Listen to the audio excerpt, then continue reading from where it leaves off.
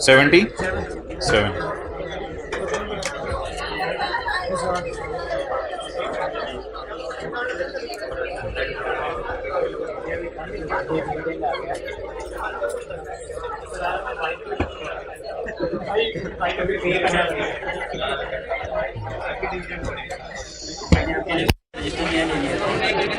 नहीं, अब तो टॉपिक खत्म हो रहा है तो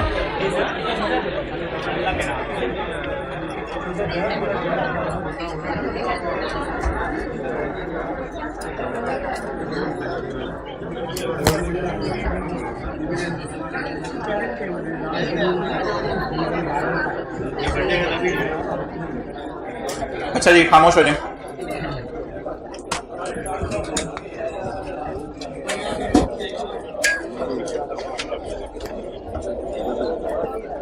भाई बड़ी इंपॉर्टेंट डिस्कशन होने लगी है, खामोश हो जाएं और मोहतरम आप बैठ जाएं।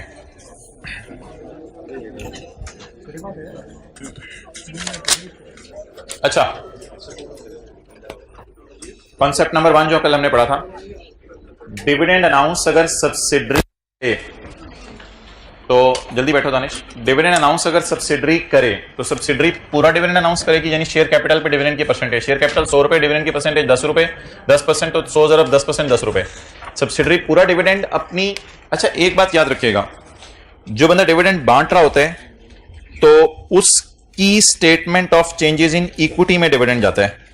जो बंदा डिविडेंड बांट रहा होता है उसकी statement of changes in equity में डिविडेंड जाता है।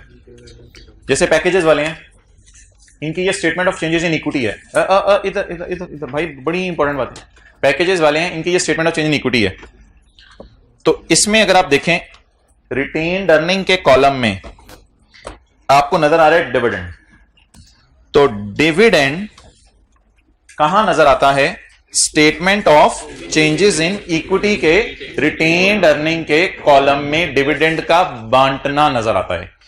तो बांटने वाला डिविडेंड को कहां शो करता है?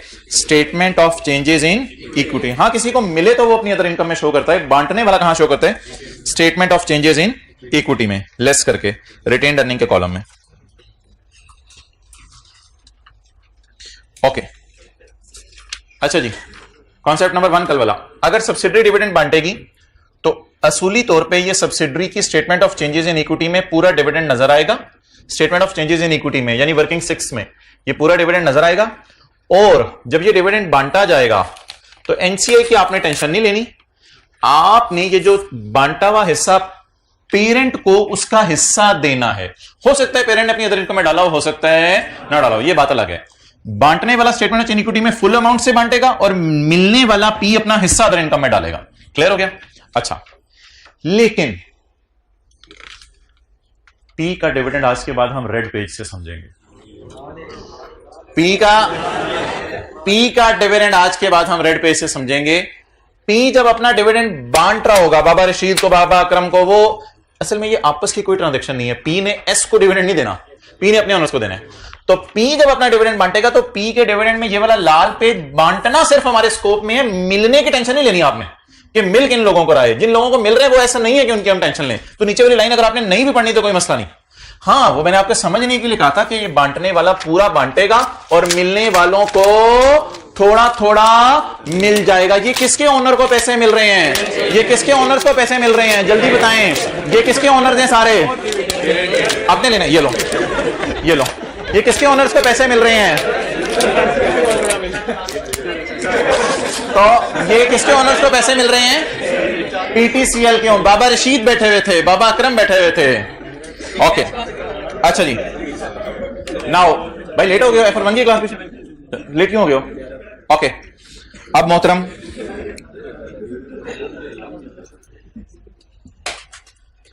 वर्किंग 6 और consolidated statement of comprehensive income के फेस के एतबार से मैं चंद बातें आपसे करने लगा हूं। वर्किंग 6 और consolidated statement of comprehensive income के फेस के एतबार से मैं चंद बातें आपसे करने लगा हूं। मैं आपसे 3 बातें करूंगा, आपने बड़े गौर से मुझे जवाब देना है। सब्सिडरी ने डिविडेंड बांटा और अकाउंटेंट ने रिकॉर्ड कर लिया। सब्सिडरी ने डिविडेंड बांटा और अकाउंटेंट ने रिकॉर्ड कर लिया, क्या वर्किंग 6 में आप पेपर में शो करेंगे मिसिंग फिगर्स निकालने के लिए? यस। सब्सिडरी ने डिविडेंड बांटा और पेरेंट ने रिकॉर्ड कर लिया, क्या आप consolidated statement of comprehensive income का मुंह बनाते हुए माइनस करेंगे? पेरेंट ने रिकॉर्ड कर लिया है, करेंगे माइनस? ओके, ये सारी व्हाइट पेजेस की भी बात हो रही है। अच्छा, अगला सबसे आज रजिस्टर लिया है नया। अच्छा, सब्सिडरी ने डिविडेंड बांटा और सब्सिडरी ने रिकॉर्ड कर लिया, क्या वर्किंग 6 में शो करेंगे? का रिकॉर्ड कर लिया। आप ये कह रहे हैं कि मैंने कुछ और कहना था, हाथ होगी। सब्सिडरी ने डिविडेंड बांटा और रिकॉर्ड कर लिया, क्या वर्किंग 6 में शो करेंगे मिसिंग फिगर्स निकालने के लिए? पेरेंट को जब मिला तो पेरेंट रिकॉर्ड, कौन सी पेज लाया? पेरेंट को जब मिला तो पेरेंट रिकॉर्ड करना भूल गया, अदर इनकम में से माइनस करेंगे? करेंगे। Consolidated statement of comprehensive income मुंह पे अदर इनकम में से माइनस करेंगे? नहीं करेंगे। सब्सिडरी ने डिविडेंड बांटा और सब्सिडरी डिविडेंड रिकॉर्ड, इधर सब्सिडरी ने डिविडेंड बांटा और सब्सिडरी रिकॉर्ड करना भूल गई, तो क्या वर्किंग 6 में सेपरेट फाइनेंशियल स्टेटमेंट्स वाले रिटेन अर्निंग का कॉलम जो मिसिंग फिगर्स निकालने के लिए बनाने, क्या उसमें वो शो करना जरूरी है? नहीं शो करना। अब ये ना कहिएगा कि ये क्यों नहीं शो करे भाईजान, बैलेंस शीट का जब फेस आएगा इसको सेट कर लेंगे हम। वर्किंग 6 की बात कर रहा हूं मैं। वर्किंग 6 में सब्सिडी ने डिविडेंड बांटा शो नहीं किया, सेपरेट फाइनेंशियल स्टेटमेंट रिकॉर्ड करना भूल गई, तो क्या वर्किंग 6 में मिसिंग फिगर्स निकालने के लिए इसको शो करेंगे? नहीं करेंगे शो। लेकिन पेरेंट को जब मिला तो पेरेंट ने मिलना रिकॉर्ड कर लिया, वो रिकॉर्ड करना भूल गई थी, पेरेंट ने अपनी अदर इनकम में डाल लिया हुआ है, आप क्या करेंगे? माइनस कर देंगे। तो ये कोई सिनेरियोज बन सकते हैं पेपर में, दोनों रिकॉर्ड कर लें या ये रिकॉर्ड कर ले या ये रिकॉर्ड कर ले। अगर सब्सिडरी ने सफेद सफे का बांटना रिकॉर्ड कर लिया है तो वर्किंग 6 में शो करेंगे। इसने सफेद सफे का अपना हिस्सा रिकॉर्ड कर लिया है, अदर इनकम में से माइनस करेंगे। अगर सब्सिडरी ने बांटना शो कर लिया है तो वर्किंग 6 में शो, पेरेंट ने इसका मिलना रिकॉर्ड नहीं किया तो अदर इनकम में से माइनस करने की जरूरत नहीं है। अगर सब्सिडरी ने अपना बांटना शो नहीं किया तो फिर वर्किंग 6 में शो, और अगर पेरेंट ने उसका मिलना रिकॉर्ड कर लिया है तो अदर इनकम में से माइनस करेंगे।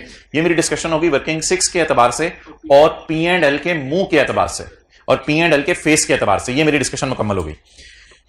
बैलेंस शीट के सवालों में क्या करना है वो मैं आपको नहीं बता रहा क्योंकि क्वेश्चन 12 हमने किया हुआ है, तो क्वेश्चन 12 हमने बड़ी डिटेल से किया था, उसमें क्या करना है, तो ये हमारी डिस्कशन खत्म हो गई। अब यही बैलेंस शीट के सवालों में तो बड़ी डिटेल से डिस्कशन हुई है, क्वेश्चन 12 पूरा किया और इसमें और क्या कराऊं। अच्छा, अब मोहतरम यही डिस्कशन लाल पेज के बारे में करते हैं। हमारे पास और हैं लाल पेज, शान नहीं आपको। अच्छा, अब यही डिस्कशन लाल पेज के बारे में करते हैं। लाल पेज के बारे में डिस्कशन हमारी पहली दफा होने लगी है। लाल पेज के बारे में डिस्कशन हमारी पहली दफा होने लगी है। लाल पेज के बारे में डिस्कशन करते हैं। पेरेंट ने अपने ओनर्स को, सब्सिडरीज का ओनर नहीं है, पेरेंट ने अपने ओनर्स को डिविडेंड बांटा और रिकॉर्ड कर लिया, रिकॉर्ड कर लिया। वर्किंग 6 में जो P वाला कॉलम बन रहा होता है, P और S 2 कॉलम बनते हैं ना, क्या उसमें शो करेंगे? यस, शो करेंगे। पेरेंट ने डिविडेंड बांटा, मेरे सवाल सुनने गौर से, पेरेंट ने डिविडेंड बांटा और रिकॉर्ड कर लिया। बैलेंस शीट के एंगल से सोचें, बैलेंस शीट के एंगल से ना, पेरेंट की हमने को खास रिवीजन नहीं की हुई, बैलेंस शीट के एंगल से सोचें। बैलेंस शीट के मुंह पर रिकॉर्ड दोबारा करने की जरूरत है या कर लिया है? कर लिया। रिकॉर्ड करने की जरूरत बैलेंस शीट के मुंह पर नहीं होगी। छोटी सी चीज डिविडेंड ऑफ एस के नीचे खोल के मैंने डिविडेंड ऑफ पी एक दिन पेजेस पे दिखाई थी आपको, लेकिन अभी इंशाल्लाह सवाल में भी रिवाइज हो जाएगी, रिलैक्स हो, परेशान होने की जरूरत नहीं।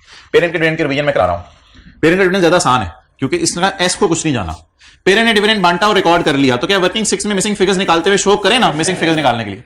पेरेंट ने डिविडेंड बांटा और रिकॉर्ड कर लिया, तो बैलेंस शीट में क्या करें? कुछ भी ना करें, और कुछ भी ना करें, ठीक है, रिकॉर्ड कर लिया, अल्लाह का शुक्र है, पेबल शेबल रिकॉर्ड कर लिए होंगे। P&L के मुंह के एतबार से लाल सफे को कभी ना सोचिएगा, क्योंकि P&L के मुंह के एतबार से सोचने की जरूरत ही नहीं, क्योंकि पेरेंट बांटेगा तो सब्सिडरी को तो नहीं मिल रहा कि वो अपनी अदर इनकम से माइनस करे। तो अल्लाह का शुक्र है P&L के एतबार से P का लाल सफा बांटने वाला हम कभी भी नहीं सोचेंगे। तो दो बातें मैंने कराई थी पहले, वो रिवाइज करा दें। पेरेंट ने डिविडेंड बांट दिया और शो कर दिया, तो वर्किंग 6 में शो करेंगे। पेरेंट ने डिविडेंड बांटा और शो कर दिया, बैलेंस शीट के एतबार से कुछ नहीं करेंगे। आखिरी सवाल है वो आप खुद ही बता देंगे। पेरेंट ने डिविडेंड बांटा, रिकॉर्ड करना भूल गया है। वर्किंग 6 में मिसिंग फिगर्स वगैरह निकालते हुए उसे शो करें या फिर मिसिंग फिगर्स वैसे ही निकाल लें? फिर सही कैसे करें इसको? बैलेंस शीट में जाकर रिकॉर्ड कर दें, बैलेंस शीट में जाकर रिकॉर्ड कर दें। रिकॉर्ड करने की वही entry, retained earning debit, dividend payable credit, earning कम करके पेएबल को बुक कर लेंगे। और P&L के मुंह के एतबार से सोचने की जरूरत नहीं है। ठीक है जी, ये सफे की बात मुकम्मल हुई। अब कभी कभी पेपर में ये मसला आ जाता है कि पता ही नहीं चलता डिविडेंड पे हुआ या नहीं, तो उसका जवाब मैंने बता दिया था कि अगर पेपर में सिर्फ लफ्ज आए ना, डिक्लेयर्ड, अनाउंस, प्रपोज्ड, सिर्फ ये लिखा होता है मींस इट इज पेड, और पेड हमेशा रिकॉर्ड हो गया होता है। देने वाले ने भी रिकॉर्ड कर लिया होता है और जिसे मिला है उसने भी रिकॉर्ड कर लिया होता है। ये बात तो आपसे वर्किंग 6 वाली हो गई है और ये भी हो गई है। कॉन्सेप्ट 3 और 4 ही तो आज रिवाइज करवाया सारा कि कब वर्किंग 6 में शो करना है, कब अदर इनकम में से माइनस करना है, ये सारी डिस्कशन हुई थी। अच्छा जी, अब आप मुझे ये बताएं कि कल वाला जो सवाल था मेरा, कल वाला सवाल दैट वाज ऑन, अच्छा होमवर्क के सवाल में ना एक तो आपको टफ टाइम दिया इस एडजस्टमेंट ने, पॉइंट 2 ने, इस पॉइंट 2 के ऊपर इंशाल्लाह आज हम 15 मिनट लगाएंगे। पॉइंट 2 ने आपको टफ टाइम दिया है। दूसरा, इस एडजस्टमेंट को आपको टफ टाइम नहीं देना चाहिए था। इस एडजस्टमेंट में मैं जूते मारूंगा अगर इसने आपको टफ टाइम दिया है, तो इसको मैं इंशाल्लाह एक्सप्लेन करूंगा। नहीं, प्लांट तो हमेशा फैक्ट्री में होगा भाई, प्लांट इक्विपमेंट के साथ कुछ भी ना लिखा हो तो ये हमेशा फैक्ट्री का होगा, तो इसलिए कॉस्ट ऑफ सेल में जाएगी। बाकी अल्लाह का शुक्र है सवाल आसान था, कोई मसला नहीं था। अच्छा, और ये वाली एडजस्टमेंट है ना, ये असल में आज जो हमने सवाल करने उसमें डाल दी हुई है। अच्छा मोहतरम, चुप, इस एडजस्टमेंट को आज सफेद और लाल पेज के एतबार से सारा समझ लें। एक एक सवाल में अलग अलग करके पूछूंगा, आपने अलग अलग जवाब देना है। मुझे बता दें ये जो एडजस्टमेंट है ये सफेद पेज है या लाल पेज है? एस ने डिविडेंड बांटा है, तो ये कौन सा पेज है? सफेद पेज है, ये लाल पेज नहीं है, ये सफेद पेज है। अगला बात, डिक्लेयर का मतलब मैंने क्या कहा था, क्या ले लें? पेड ले लें। एस ने पे कर लिया। पे करने वाली चीज ना कभी भी भूली नहीं जाती।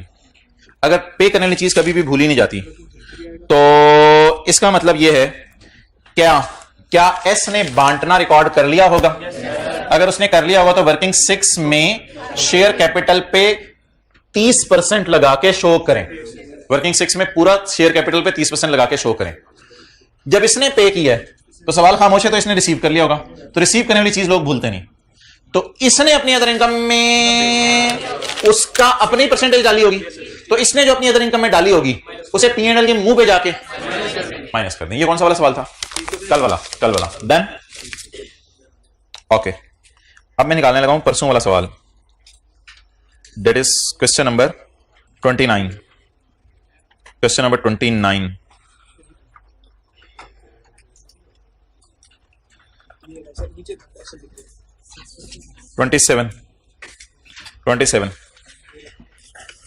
ये तरह पढ़े।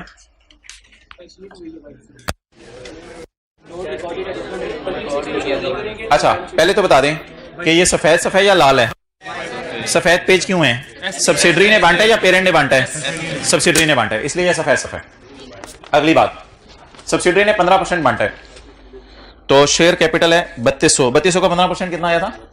3200 का 15% 480 की पहले मैं डिस्कशन करता हूं। ये पूरा 480 है शेयर कैपिटल में, ये 480 है। एस ने रिकॉर्ड नहीं किया, फिलहाल मुझे इतना पढ़ने दें। अगर एस ने रिकॉर्ड नहीं किया तो मुझे बताएं वर्किंग 6 के एतबार से सोचें, एस ने रिकॉर्ड नहीं किया तो क्या वर्किंग 6 में शो करें? तो वर्किंग 6 में शो करने की जरूरत नहीं, मिसिंग फिगर्स निकालते हुए, क्योंकि मिसिंग फिगर्स वो वाले निकालें जो अकाउंटेंट की, अकाउंटेंट ने शो ही नहीं किया हुआ। अच्छा, अब सोचें 480 का 60% जो किसको मिला है? पेरेंट को। पेरेंट ने रिकॉर्ड किया हुआ अपनी अदर इनकम में, अगर अदर इनकम में उसने डाला नहीं तो आपस की इनकम रिकॉर्ड नहीं की, तो माइनस भी करने की जरूरत नहीं है, तो पेरेंट के अदर इनकम में से भी निकालने की जरूरत नहीं है। ये वर्किंग 6 के एतबार से बात होगी और P&L के मुंह के एतबार से बात होगी। अब सवाल है कि दिल में आ सकते रिकॉर्ड नहीं किया, हमें भी कुछ नहीं करने दे रहे आप, तो आप चाहते क्या? नहीं भाई, बैलेंस शीट का सवाल जब सॉल्व करेंगे तो बैलेंस शीट के सवाल में ये सारी एंट्रीज आप करेंगे, ये बैलेंस शीट के सवाल में जाके सारी एंट्रीज कर दें। रिकॉर्ड नहीं किया हो तो कर दें रिकॉर्ड, और ये सारी रिकॉर्डिंग आपको करवाई थी और एंड पे आपस की कैंसिलेशन भी करवाई, तो वो परेशान ना हो, रिकॉर्ड नहीं किया तो क्या होगा, कोई मसला नहीं, रिकॉर्ड नहीं किया तो ये सारा आप कर दें। आज के सवाल में भी इंशाल्लाह देखते हैं डिविडेंड कैसे आएगा। तो आज का सवाल शुरू करें। पहले वो जो है ना, ये कल वाले सवाल में करंट अकाउंट्स वाली एडजस्टमेंट्स पहले बता दें, इसका क्या करना है। Page 661 the current account of two companies, current account होते हैं आपस में। The current account of two companies were reconciled, इसका मतलब ये होता है एक ने दूसरे को फोन करके पूछा मैंने इतने पैसे लेने हैं, दूसरे ने कहा यस ब्रो मैंने इतने देने हैं। इसका मतलब होता है रिकनसाइल्ड। रिकनसाइल्ड, आप दोस्त को फोन करके यार तूने मुझे 10 रुपए देने थे, तो उसने कहा हाँ मुझे याद है। It means it is reconciled, it means it is reconciled. ये जो बंदा रास्ते में होता है, ये हर दफा तो नहीं पेपर में होगा कि बंदा ही रास्ते में हो, कैश इन ट्रांजिट है, बंदा रास्ते में होना जरूरी है। जबरदस्ती बंदा रास्ते में आप लोगों ने खड़ा किया होता घर में, बंदा कहां से रास्ते में आ गया? The current account of two companies were reconciled. दो कंपनीज के आपस के बैलेंस रिकनसाइल हो रहे हैं, यानी जितना एक कह रहा है मैंने लेने हैं उतना ही दूसरा कह रहा है मैंने पैसे देने हैं। With S owing P, S P को कह रहे मैंने तुझे देने हैं 750 और पी ने कहा यस इट इज रिकनसाइल्ड, मेरा भी, मैं बुक्स देखूं जरा, हाँ मैंने भी तुमसे 750 लेने हैं। बिल्कुल तुम सही कह रहे हो। अब बता दें, मानना कि ये अमाउंट्स बराबर हैं, बट लाइन आइटम्स के अंदर तो पड़ी नहीं है ना, पड़ी हुई फिगर्स को अगर बैलेंस शीट के फेस पे डाल देंगे वो तो मसला होगा। तो एस के पेबल्स में कितना आ रहा था? 750 और पी के एस रिसीवेबल्स में, तो इसको आप लोग दोनों जगह से 750 माइनस कर देना। असल में ना अब आप कई दफा बच्चे पूछते हैं दोनों जगह से 750 माइनस करें तो ना भी करें तो बैलेंस शीट टैली हो जाएगी। भाई बैलेंस शीट तो टैली हो जाएगी, एग्जामिनर ये नहीं चाहता कि 15,000 जमा 8,000 नजर आए, एग्जामिनर चाहता है कि 15,000 जमा 8,000 माइनस 750 वाले को मार्क्स दूं और फिर 10,000 जमा 3600 माइनस 750 वाले को मार्क्स दूं। तो दोनों के बैलेंसेस रिकनसाइल कर रहे थे या दोनों के बैलेंसेस में डिफरेंस था? अगर कोई ऐसी लाइन होती ना कि पेरेंट कह रहा है मैंने सब्सिडरी से पैसे लेने हैं और सब्सिडरी कह रही है मैंने भेज दिए, क्या तुम्हें अभी मिले नहीं, इस तरह की कोई बात होती है तो फिर क्या होता? Cash in transit. लेकिन अगर दोनों के बैलेंस रिकनसाइल हो रहे हैं तो इसका मतलब है दोनों ने एक दूसरे को सेम अमाउंट लेनी देनी है, बट इट डजंट मीन के एडजस्टमेंट को इग्नोर करें, इट मींस के लेना देना कैंसिल करें आपस में। ओके, आज एक बड़ा आसान सा सवाल रखा है, इसमें 2-3 एडजस्टमेंट है। एक रिवैल्यूएशन की है, एक ये कल वाली है स्टॉक बेचने वाली, एक गुडविल की इंपेयरमेंट की, एक डिविडेंड की है। सवाल को नजर मार के ना आपने एक चीज बतानी है, सिर्फ एक सरसरी सी नजर मार के। क्वेश्चन 33, सरसरी सी नजर मार के कोई चीज आपने बतानी है। नहीं, कोई फिगर्स वगैरह ना पढ़े, वैसे कह रहा हूं। कौन बोले? हाथ खड़ा करें। एक्सेलेंट जी, और जल्दी जल्दी जल्दी जल्दी जी। एक स्टूडेंट ने तो जवाब दे दिया, सही जवाब दिया। और कोई बोले? Working 6 is given. गुड, जवाब ये कि वर्किंग 6 इज गिवन। ये सेपरेट बैलेंस शीट है दोनों की, ये सेपरेट पी एंड एल है दोनों का। पी एंड एल कैसे पता चलता है? सेल एक्सपेंसेस वगैरह देख के नहीं, ऊपर लिखा होता है। अच्छा, ये सेपरेट पी एंड एल है। ये क्या है? Statement of changes in equity extracts. Extracts का मतलब है इनके शेयर कैपिटल के कॉलम नहीं है, सिर्फ कौन से कॉलम है? रिटेन्ड अर्निंग के कॉलम है। तो अच्छा, ये जो चस्का चढ़ा होता है ना, वर्किंग 6 करके शुरू करूं। अब ये प्लीज ये पूरा नहीं करना आपने, तो वर्किंग 6 हुई हुई है, वर्किंग 6 हुई हुई है, तो इसलिए ये परेशानी कि वर्किंग 6 मैंने करनी है। अब वर्किंग 6 खोलने की जरूरत नहीं। वर्किंग 6 ऐसा ऐसे ना नोट दीजिएगा पेपर में, as the working 6 have been done by you so I am not doing this working. अब हो सकता है किसी और कॉलेज में कोई टीचर इसको वर्किंग 6 का नाम ना देता हो, वो कोई और वर्किंग करवाता हो। ओके, चलेंगे। Statement of changes in equity for the year ended 31 December 15। Figure जरा चेक कर लेते हैं। प्रॉफिट जरा पकड़े, प्रॉफिट्स 15,000 और 22,000 जरा देखें, नीचे आ रहे हैं सही जगह पे। 15,000 और सही है।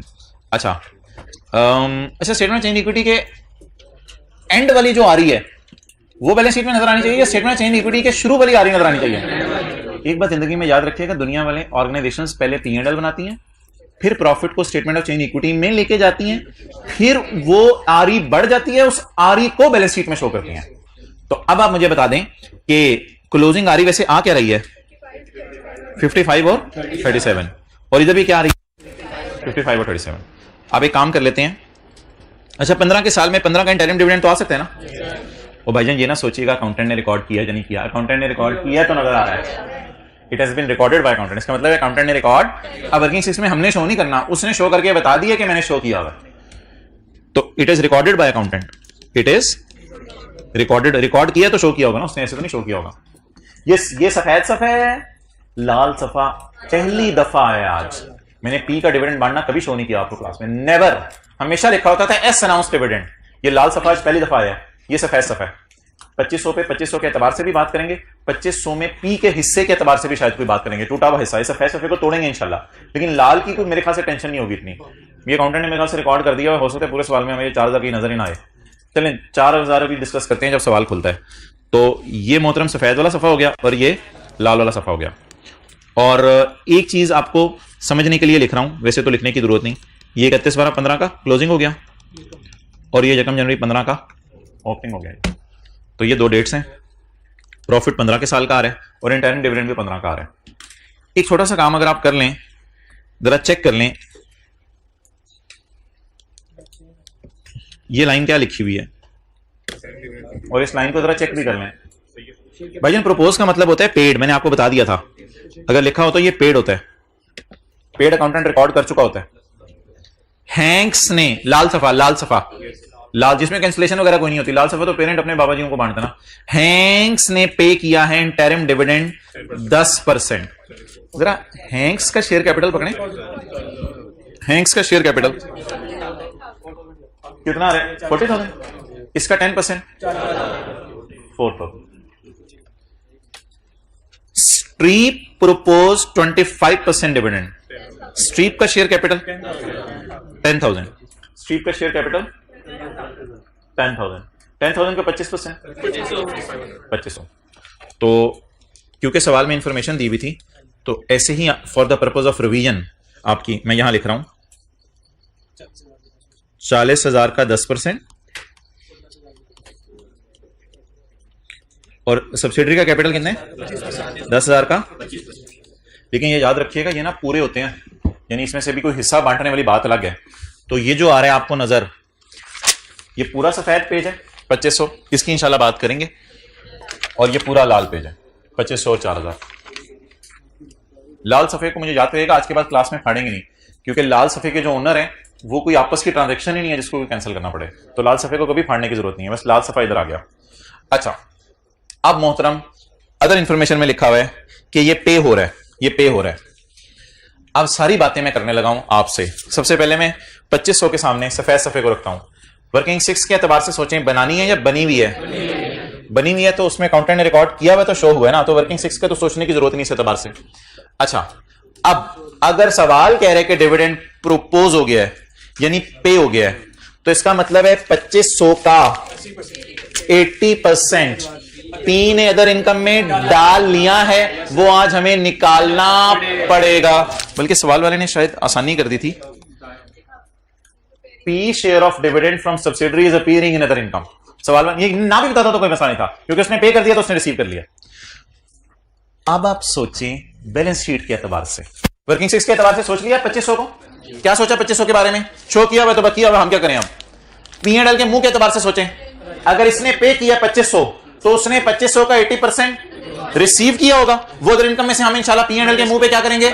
माइनस करेंगे। बैलेंस शीट के एतबार से समझिए पेड वाला सिनेरियो है, पेड वाला सिनेरियो है। तो 5 सिनेरियोज में से क्वेश्चन 12 में 5वां वाला सिनेरियो है, तो इसलिए बैलेंस शीट बनाते हुए इंशाल्लाह डिविडेंड की एडजस्टमेंट 2500 वाली इग्नोर कर देंगे। अब मुझे आप बताएं कि अब जरा लाल सफे पे डिस्कशन मजे की होनी है।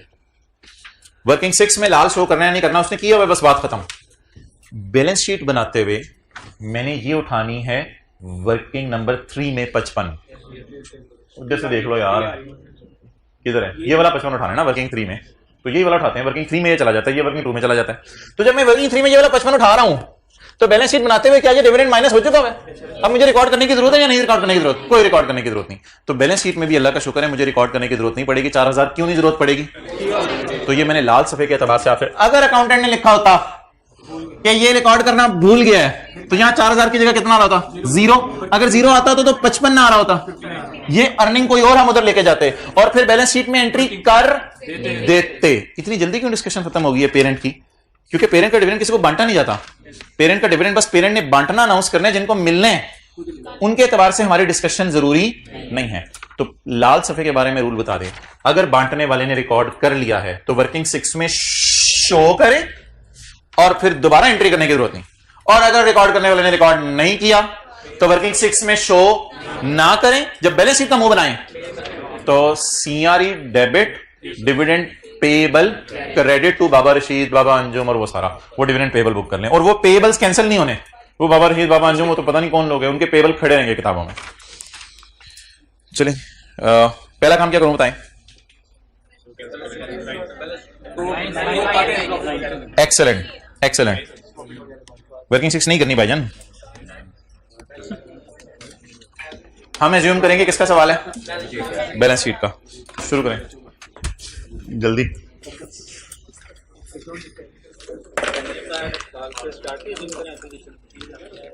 बताई हुई एक्विजिशन डेट सवाल में बताई हुई है जी भाईजान। पी क्या लिखो, excellent, consolidated statement of comprehensive income, और इसके लिए जगह छोड़ देते हैं। B consolidated statement of as on, जी बताएं। पीपी 32 और 25, आगे बोले। इन्वेस्टमेंट्स जी भाईजान, रुपीज इन थाउजेंड की फरमाइश आई है।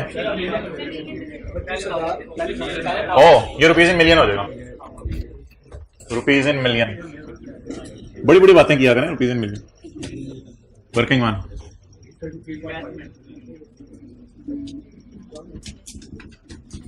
जल्दी जल्दी साथ साथ बना लें। 33.5,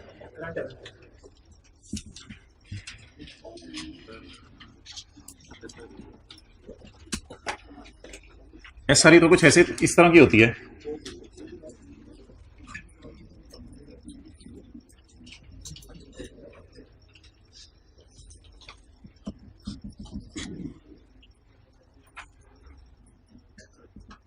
अच्छा एनसीआई की ना हमेशा 2 लाइनें काफी हैं, इधर वर्किंग वन से आने, इधर वो वैसे कैपिटल रिजर्व भी आ सकते हैं, 2 या 3 लाइनें काफी होंगी एनसीआई के लिए।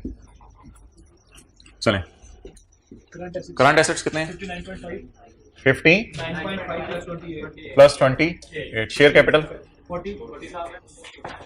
अगर कोई सऊदी किंग को शेयर इशू करने हैं ना और वो एंट्री नहीं हुई ना यार, मुज़ाकरात क्लास के बाद, अगर सऊदी किंग को शेयर इशू करने हैं और वो एंट्री नहीं हुई तो इनर कॉलम में लाके फिर शेयर कैपिटल लिखेंगे पेरेंट का, लेकिन फिलहाल आउटर कॉलम में 40 10। या तो कमेंट्री थोड़ी जरा कम किया कर लिया कर कभी कभी। 6 पॉइंट। आपका नाम क्या है भाई, क्या मिक्स हो रही है बातें, इधर देख ले।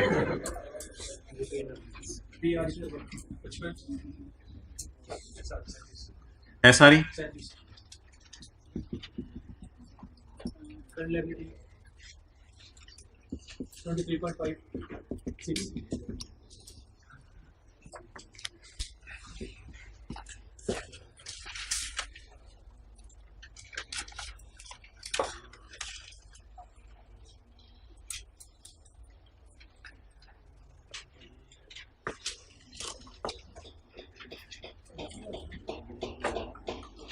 अच्छा जी। Point 1, P owns 80% of subsidiary shares, अल्लाह आपके भाग लगाए P, these were purchase on January 12।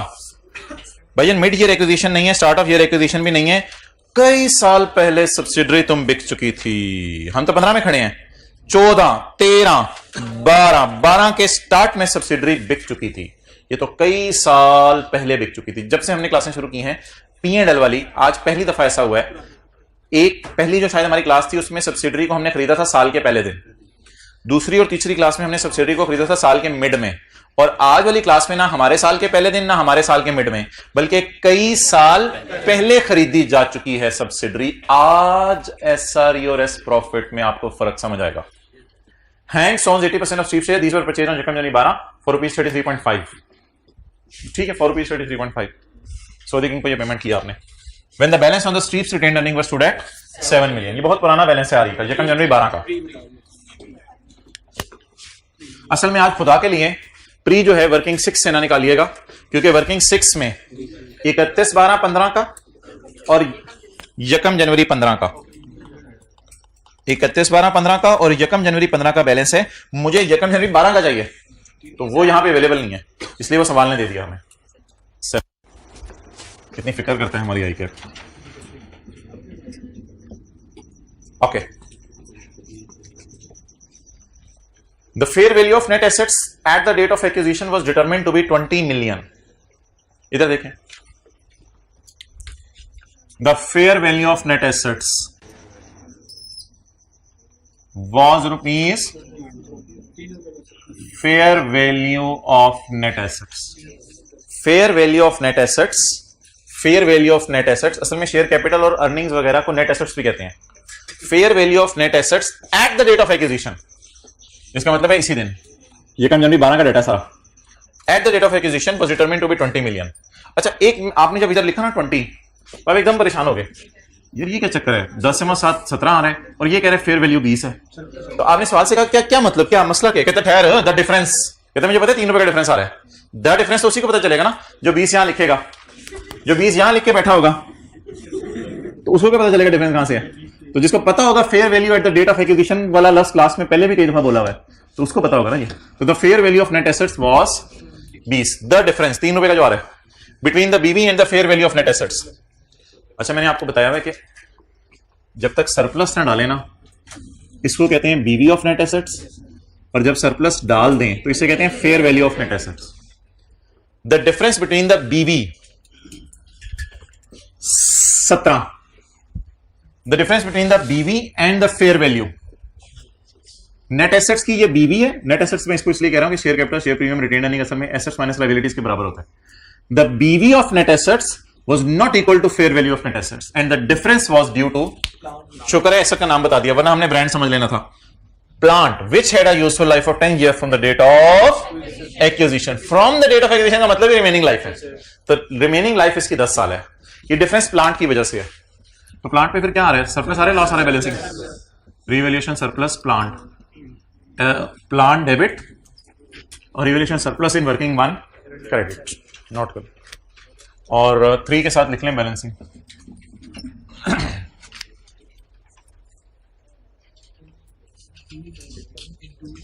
At acquisition date का मतलब ये है कि वर्किंग वन की ये चीजें हैं।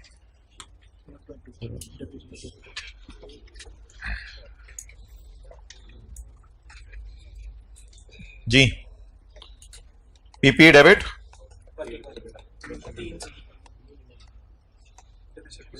अच्छा अब कैमरा इधर लाओ। एसेट बढ़ने से डेप्रिसिएशन बढ़ेगी, depreciation entry, depreciation debit, depreciation की जगह एसआरई 10 तो हमें डेप्रिसिएशन दे देगा 1 साल की, लेकिन ये हमें चाहिए होती है डेट ऑफ एक्विजिशन से बैलेंस शीट डेट तक, कंसोलिडेशन डेट तक। जैसे जनवरी 12, पूरा 12, पूरा 13, पूरा 14, पूरा 15, और मुझको ताव भी दे दिया लगे हाथ में एक भाई ने। कितना मल्टीप्लाइड बाय 4। अच्छे बच्चे आप जी। 1.2 SRE debit, depreciation on surplus. अच्छा याद रख लें, डेप्रिसिएशन सरप्लस पे इधर आती है और डेप्रिसिएशन लॉस वाली इधर आती है, लेकिन ये निकालनी इधर है पेपर में। 3/10 इंटू 4 1.2। ये किस किस साल की डेप्रिसिएशन हो गई? 12 की, 13 की, 14 की, 15 की। तो एसआरई डेबिट, पीपी क्रेडिट।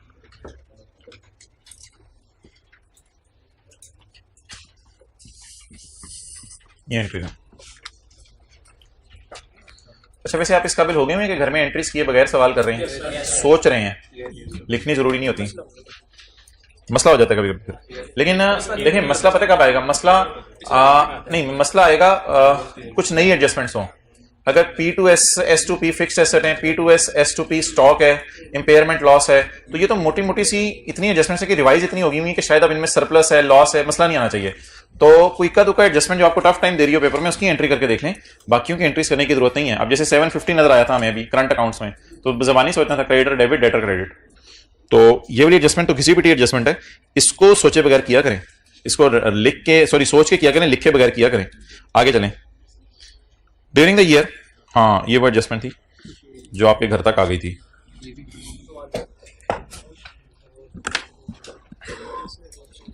अच्छा ये एक सवाल हमने क्लास में किया था, इतना पुराना सवाल था कि सब्सिडरी ने 10 रुपए के बिस्किट खरीदे थे। अच्छा हाँ, एक पहले डिस्कशन आपसे करनी है। हैंड रिटन पेज 1,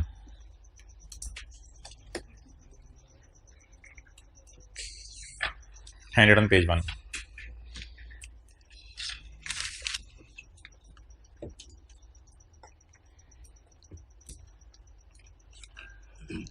ये जरा ट्राई करें क्वेश्चन।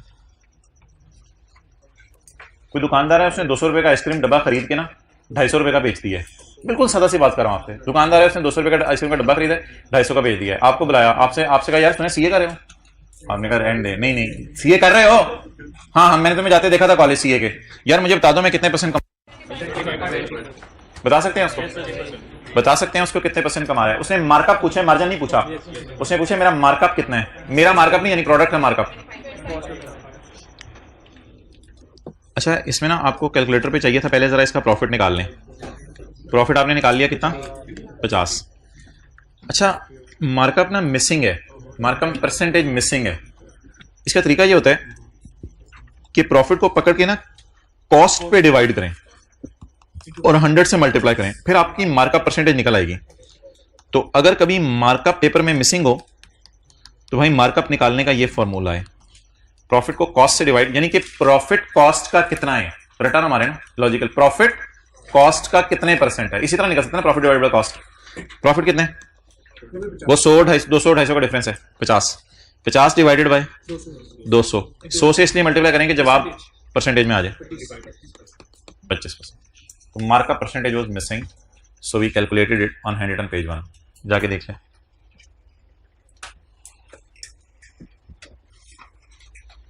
डालना पानी, थोड़ा सा अपनी बोतल से डाल दो, थोड़ा सा कॉलेज वाले पानी मिक्स कर दो। अच्छा चलो फिर ठीक है, अगला ट्राई करें।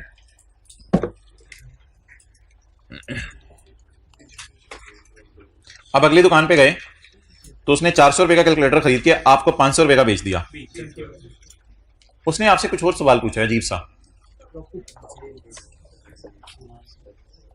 मुझे बताओ मार्जिन परसेंटेज में कितना है। तो पहले तो प्रॉफिट बताएं इसका कितना है रुपीज में, 100 रुपए। मार्जिन होते हैं सेल पे, तो मार्जिन निकालने का तरीका होगा प्रॉफिट सेल का कितना है, प्रॉफिट सेल का कितना है, कितना निकला है। So it is how if cost and sale price is given then you can calculate the markup or margin whatever you want। अच्छा अगला सवाल सोच के जवाब देना है। अगर पेपर में मार्कअप या मार्जिन जो भी परसेंटेज है मिसिंग हो, क्या निकालना आप पसंद करेंगे? मार्कअप की परसेंटेज निकाल लेंगे डेटा को देख के, मार्जिन की परसेंटेज निकाल लेंगे, मिसिंग को क्या निकाल लेंगे? जो मर्जी जो मर्जी जो मर्जी, अल्लाह के शुक्र जवाब में कोई तब्दीली नहीं आएगी। मार्कअप निकालना है, मार्कअप निकालना है, मार्जिन निकालना है, मार्जिन निकालना है। प्रॉफिट को कॉस्ट से डिवाइड करेंगे, मार्कअप निकल आएगा, उससे पूरा सवाल सॉल्व कर दीजिएगा। प्रॉफिट को सेल से डिवाइड करेंगे, मार्जिन निकल आएगा, उससे सवाल सॉल्व कर दीजिएगा। ये सवाल अब आज के बाद आपने नहीं पूछना। ये सवाल अक्सर बच्चे पूछते हैं, सर मैं तो मार्जिन निकालने को दिल चला था, आपने सोल्यूशन में मार्कअप की परसेंटेज निकाली हुई है। आपने जो मर्जी कर लें, आप जवाब आपका सेम आएगा। अगला सवाल उससे भी इंपॉर्टेंट, अगर पी ने एस को बेची है चीजें और एस ने आगे दुनिया में कहीं बेची हैं, तो मार्कअप या मार्जिन किसकी किताबों में निकालेंगे? या बेची नहीं बेची वो अलग बात है। अच्छा पी ने एस को बेची चीजें, एस ने आगे बेचनी है, ऐसे कर लो, पी ने एस को बेची, एस ने आगे बेचनी है। मार्कअप या मार्जिन किसके डेटे को सामने रख के निकालेंगे? याद रखिएगा हमेशा पी के डेटे को सामने रख के निकालिएगा, क्योंकि आपस का प्रॉफिट तो पी ने बुक किया ना। लेकिन अगर यूफोन ने पीटीसीएल को चीजें बेची हैं और पीटीसीएल ने आगे बेची नहीं बेची, ये अलग बात है। प्रॉफिट परसेंटेज किसकी किताबों में निकालेंगे अगर मिसिंग हुई? यूफोन की किताबों में, यूफोन की किताबों में, बिकॉज प्रॉफिट आपस का सेलर बुक करता है। तो सेलर अगर पी है तो पी की किताबों में निकाल लीजिएगा, सेलर अगर एस है तो जिसकी किताबों में प्रॉफिट रिवर्स करते थे उसी की किताबों में क्वेश्चन की परसेंटेज निकालिएगा ना। ओके, एक सवाल हमने क्लास में किया था जिसके ऊपर हमने ये बात की थी कि मेरे ख्याल से तो मैं जब फिगर्स लिखने लगूंगा तो आपको खुद ही याद आ जाएंगी फिगर्स। सब्सिडरी ने चीजें खरीदी हैं 10 रुपए की और पेरेंट को बेची हैं 12 की। पेरेंट को बेची हैं 12 की, ये 12 में 7 लिखे, मुझे याद है ये लिखते थे हम 12 साथ ही। सब्सिडरी ने 10 रुपए की चीजें खरीदी हैं और पेरेंट को बेची हैं 12 रुपए की। अब पेरेंट आगे 15 की बेचे ना बेचे हमारी बला से, आप मुझे बताएं मार्कअप कितना है सब्सिडरी का? पकड़े पकड़े कैलकुलेटर, मार्कअप बताएं, मार्कअप परसेंटेज आज बता दें। पहले 12 और 10 रुपए का डिफरेंस लें, 2 रुपए आया। 2 रुपए को अगर आप 10 पे डिवाइड कर दें तो मार्कअप निकल आएगा, 2 रुपए को 12 पे डिवाइड कर दें तो मार्जिन निकल आएगा। मार्कअप निकाल लें, मार्जिन निकाल लें, आपकी मर्जी है। 2 को 10 पे डिवाइड कर देना, हु हैज सोल्ड, आपस की sale, subsidiary. Who has recorded, आपस का प्रॉफिट, कितने परसेंट आपस का प्रॉफिट है, I don't know with the data, मुझे डेटा से पता नहीं चल रहा, बट मैं कैसे निकाल लूं? 2 रुपए को अगर मैं 10 से डिवाइड कर दूं, इस डेटे को नहीं देखना आपने खुदा के लिए, बायर के डेटे को नहीं देखना, ये करते हुए किसके डेटे को देखना है? सेलर के। तो सेलर के डेटे की बेस पे मार्कअप मार्जिन निकाला करेंगे। सबसे बड़ी बात आप पेज 665 के पास यहां पे लिखें, मार्कअप या मार्जिन सेलर की बुक्स में निकालेंगे। मार्कअप या मार्जिन सेलर की बुक्स में निकालेंगे जिसने आपस की सेल की है। मार्कअप या मार्जिन सेलर की बुक्स में निकालेंगे जिसने आपस की सेल की है।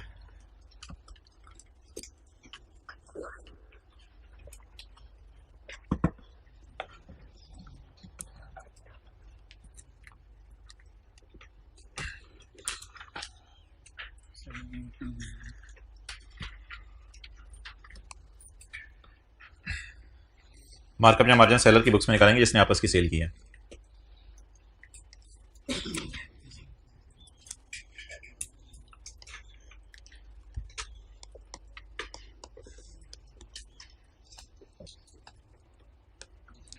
जी इधर देखें, असल में ना अब मैं आपको 2 मिनट दूंगा ताकि कल वाली होमवर्क के लिए एडजस्टमेंट आप खुद ट्राई करें। सब्सिडरी ने 10 रुपए की चीजें खरीदी, बाजार में 12 रुपए की बेच दी, सॉरी पेरेंट को 12 रुपए की बेच दी, पेरेंट ने वो चीजें खरीद ली, पेरेंट आगे नहीं बेच सका, पेरेंट आगे नहीं बेच सका, क्लोजिंग स्टॉक कितना हो जाएगा? 12। इसको हम सोल्ड कहते थे, इसको अनसोल्ड कहते थे, इस येलो वाले को लाइंग इन बायर स्टॉक भी कहते थे। तो इस डेटे से मुझे बता दें, S2P की हेडिंग बनेगी, सोल्ड 12, अनसोल्ड 12 येलो वाला, और अनसोल्ड का प्रॉफिट। अभी आपने मार्कअप वाली क्वेश्चन मुझे करवा दी थी, cost plus profit is equal to sale. आपने मार्कअप मुझे कितना बताया था? 20। तो ये कितना आ गया? 120। अब क्या करेंगे? 12 को पकड़ेंगे, एक हमेशा सेल प्राइस पे पड़ा होगा ना, ये सेल प्राइस पे पड़ा हुआ है, 12 डिवाइड बाई 120, 2 रुपए आपस का प्रॉफिट आ गया। ये सारी इक्वेशंस आपको पता है, सारा डेटा पता है सोल्ड किसे लेते हैं, अनसोल्ड किसे लेते हैं। 10 रुपए तो नहीं लेते, क्योंकि 10 रुपए तो सब्सिडी ने बाहर के किसी बंदे से चीजें खरीदी हुई हैं, वो वाली फिगर सोल्ड होती है, ये वाली क्या होती है? अनसोल्ड। सोल्ड, अनसोल्ड, अनसोल्ड का प्रॉफिट। जी 3 मिनट है आपके पास, पॉइंट 2 सॉल्व कर दें।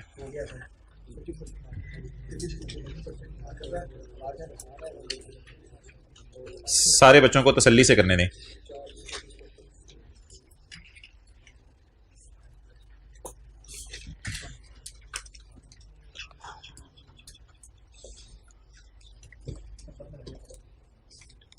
वो ना वर्किंग मुझे करनी पड़ेगी एक्स्ट्रा, एस और पी का कॉलम बना के समझाने के लिए।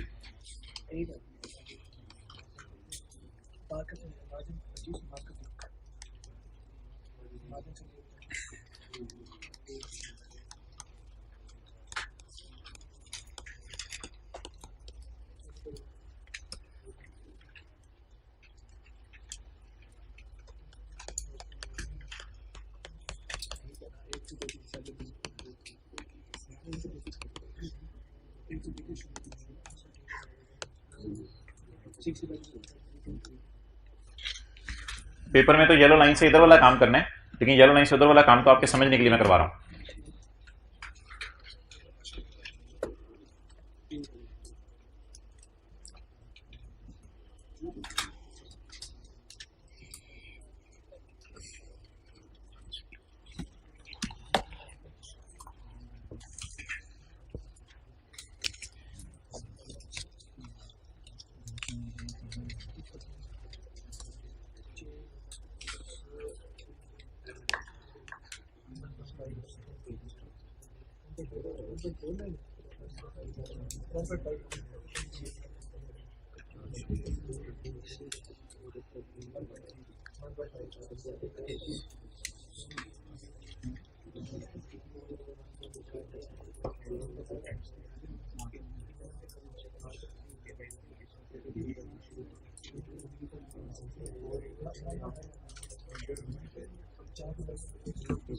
ओके, जिन लोगों से घर में नहीं हुआ था और अब हो गया वो जरा हाथ पकड़ें। ओके, बाकी ट्राई करें। बाकी सारे वो हैं जिनसे घर में हो गया था। अच्छा अच्छा, वैसे मुझे ये बताएं, ठीक है ये जिसमें नहीं करवाई हुई थी, घर में सोच के जान मार के आधा घंटा लगा के कितने लोगों को ख्याल है कि हमें कर लेनी चाहिए थी जरा? अच्छा, हो गई थी माशाल्लाह। During the year S sold goods to Hanks at a price of 24। देखते रहिएगा कोई चीज मिस ना हो जाए। ये तो वो वाली फिगर है ना 24। During the year S sold goods to Hanks at a price of 24। ये वो वाली फिगर होगी जो आपस की सेल है। These goods had cost S18। These goods had cost S18। आगे ना सवाल पढ़े। सेलर कौन है? S। आपस का सेलर। P ने आगे बेचनी है, उसकी हमारी मर्जी। आपस का सेलर कौन है? S। मैं S की बुक्स में मार्कअप निकालने लगा हूं। मार्कअप 24 और 18 का डिफरेंस कितना है? 6 को अगर मैं 18 से डिवाइड करूं तो निकल आएगा मार्कअप, और 6 को 24 से डिवाइड करूं तो मार्जिन। जो मर्जी कर लीजिएगा पेपर। 33.333। ऐसा काम करें जो पेपर में अजीब सा और करें तो उसको फेस कर सकें, तो इसलिए मैंने ये किया। 33.3333%। डन हो गया। ये मार्कअप निकला है किसकी बुक्स में? सेलर की बुक्स में। आगे बढ़े जी। इस साल हैंक्स पेरेंट, ये पेरेंट हैंक्स है H। इस साल Hanks had sold 20 million of these for 30। Hanks had sold 20 of these for 30। Hanks had sold 20 million at cost to Hank। Hanks की कॉस्ट कितनी है? 24। हैंक्स ने 24 में से 20 बेच दी तो 4 अनसोल्ड है। ये पॉइंट थोड़ा सा टेक्निकल था।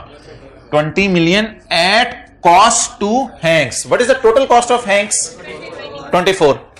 इसमें से 20 मिलियन जो हैंक्स को कॉस्ट पड़ी है, हैंक्स को जो कॉस्ट पड़ी है वो 24 टोटल पड़ी है। 24 में से 20 वाली चीजें, और अगला फिक्रा बहुत आसान था, फॉर 30 30 की बेच दी। तो 20 वाली चीजें 30 की बेच दी, तो इसका मतलब है 20 वाली चीजें अगर 30 की बेच दी तो 30 को फारक करें, 24 में से 20 वाली बेच दी ना, तो फिर अनसोल्ड कितनी है? 4। असल में ये 20 और 24 का डिफरेंस था 4। आगे इस डेटा को पूरा करने की जरूरत नहीं है, मुझे हाईलाइट करवा दें। ये क्या हो जाएगा? सोल्ड, और ये अनसोल्ड। 18 की टेंशन ना लें, क्योंकि ये तो सब्सिडरी ने बाहर के बंदे से खरीदी होंगी। 30 रुपए की टेंशन ना लें, ये तो पेरेंट ने बाहर के बंदे को बेची होगी। टेंशन सोल्ड और अनसोल्ड की होती है। Sold, unsold 4 divided by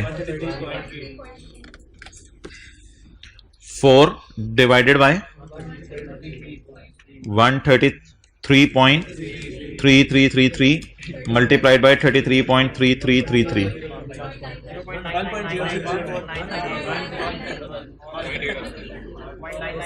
0.999999। तो कैलकुलेटर के में 4 को 133.33333333 मल्टीप्लाइड बाय 33.333333 कर दें। मार्जिन कर लेते क्यों? मार्जिन कर लेते वाला चक्कर नहीं है ना। हमें पेपर में पता नहीं होगा मार्कअप करके अजीब सा जवाब आने, मार्जिन करके अजीब सा जवाब आने, तो मैंने वो काम किया जो अजीब सा हो पेपर में। अच्छा, तो 1 आ गया।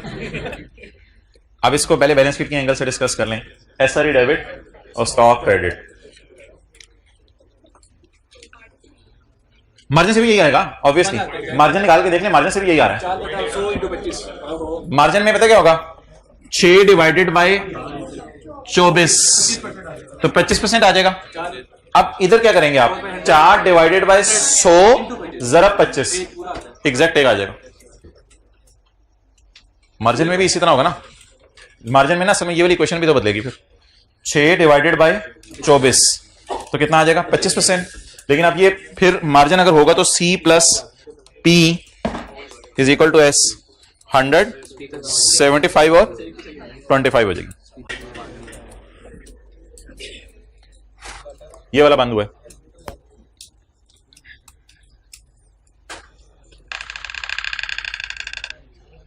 पॉपकॉर्न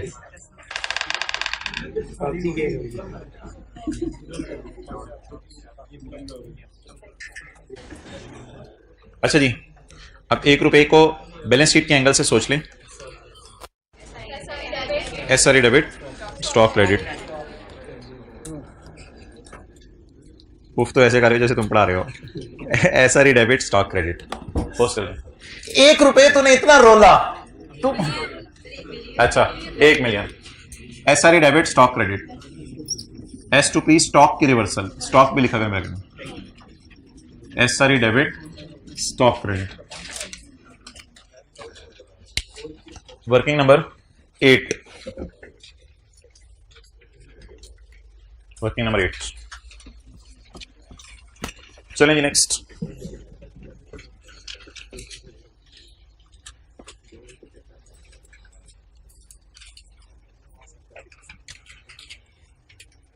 यार ये जरा ट्राई करें, ये आज के लिए आपके लिए जरा नई चीज है, ये ट्राई करें। पॉइंट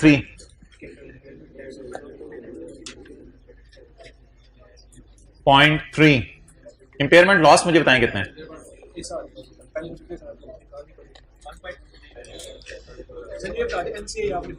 एनसीए प्रोपोर्शनेट पे है, लेकिन उससे इंपेयरमेंट लॉस की फिगर पे फर्क कोई नहीं पड़ेगा। मैं लॉस की फिगर पूछ रहा हूं सिर्फ। गुडविल निकलेगी तो हाँ गुडविल काट लो पहले, गुडविल निकाल लें। एनसीए को रखें प्रोपोर्शनेट पे 20 जरा 20 20 20 20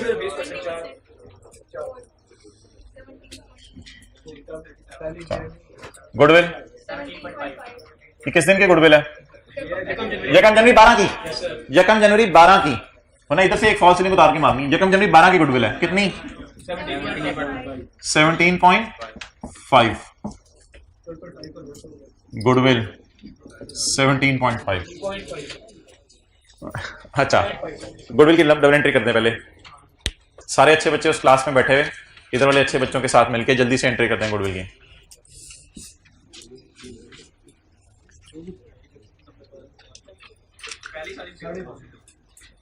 दानिश में ऐसा रहा कि वैसा रहा, देखना यह है वहां कैसा रहा। तो अल्लाह के यहां देखा जाएगा कैसा रहा। इधर तो लश पश होके आ जाते हैं सारे। ओके चलें जी। Hanks had carried out annual impairment test. अच्छा एक चीज अब आप मुझे बता दें नई आज, ये आरईज एज ऑन टाइप चीज होती हैं और profits for the year type चीज होती हैं। इंपेयरमेंट लॉस हर साल आ सकता है, बिल्कुल हर साल आ सकता है। जो impairment loss for the year होगा वो P&L में जाया करेगा, जो सारे सालों का इंपेयरमेंट लॉस होगा वो SRE में जाया करेगा। डेप्रिसिएशन सारे सालों की इधर जाया करेगी, लेकिन इस डेप्शन में से एक साल के डेप्शन हम यहां लेके जाएंगे तो फॉर द ईयर। अब जरा देखते हैं। Hanks had carried out annual impairment on goodwill in accordance with IFRS 3 and IAS 36। The recoverable amount as on 31/12/12 was 5 million and at 31 December 15 was 4.5 million. चलें जी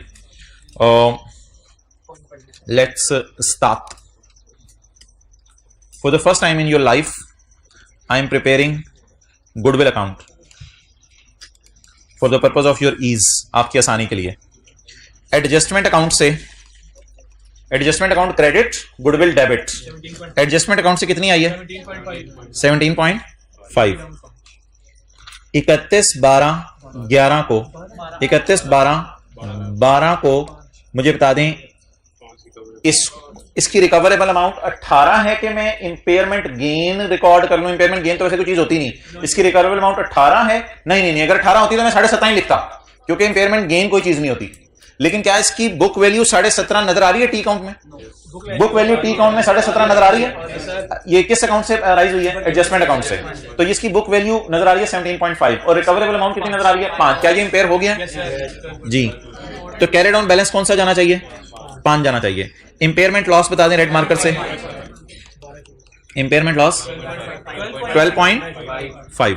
12.5 इज इंपेयरमेंट लॉस। ओके 31/12/13 का कोई data सवाल में दिया हूं?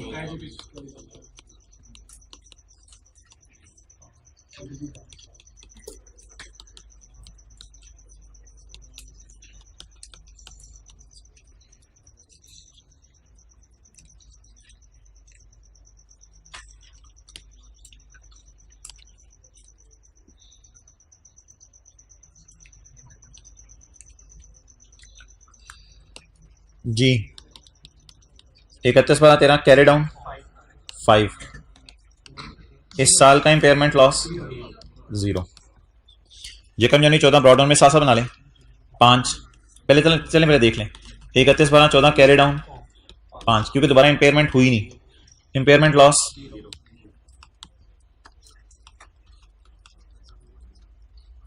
Okay यकम जनवरी 15 brought down अब 5 अगर 6 हो जाता तो इग्नोर करना था लेकिन 5 क्या हो रहा है 4.5 इंपेयरमेंट लॉस 0.5 चलें नोट कर लें नहीं अभी ना नोट करें 12 का लॉस 13 का लॉस 14 का लॉस 15 का लॉस इक्वल टू 13 की जनरल एंट्री सीआरई डेबिट अब पिक्चर ले लें सीआरई डेबिट गुडविल ये सारे सालों का लॉस बैलेंस शीट में जाएगा क्योंकि एक्विजिशन डेट से बैलेंस शीट डेट तक 4 सालों की डेप्रिसिएशन भी तो भी आपने रिकॉर्ड की थी तो जब डेप्रिसिएशन 4 सालों की रिकॉर्ड हुई है तो फिर 4 सालों की इंपेयरमेंट लॉस भी रिकॉर्ड होगा इंपेयर जरूरी नहीं हर साल हो डेप्रिशिएट हर साल होता है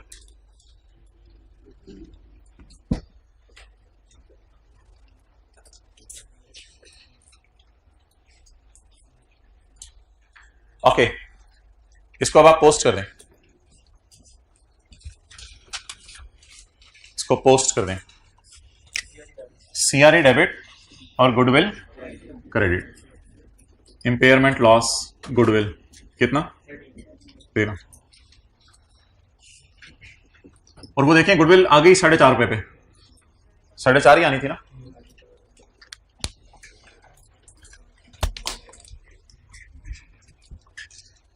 ओके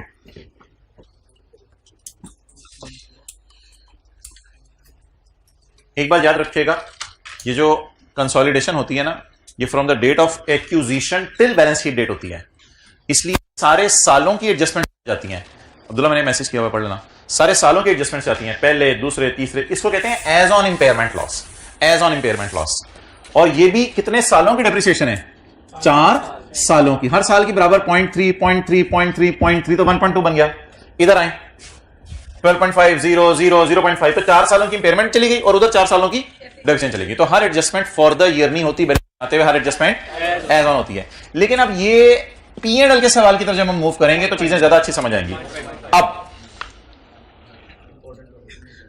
इधर अब आपने अटेंटिव रहना है वो सारी रिवीजन मैं करवाने लगा हूं आपको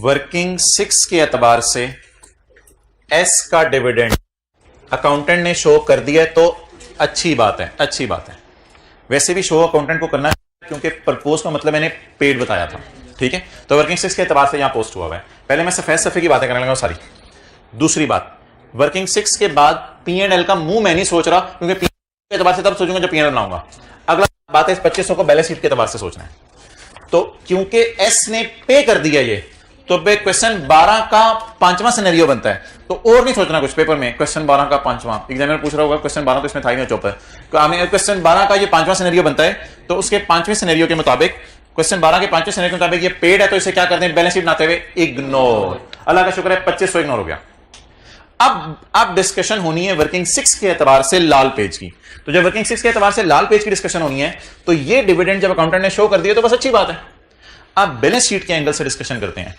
बैलेंस शीट के एंगल से पी के डिविडेंड की डिस्कशन हमने की थी एक दफा वो किताब के अंदर मौजूद है पी के डिविडेंड की डिस्कशन बैलेंस शीट के एंगल से and that was on page number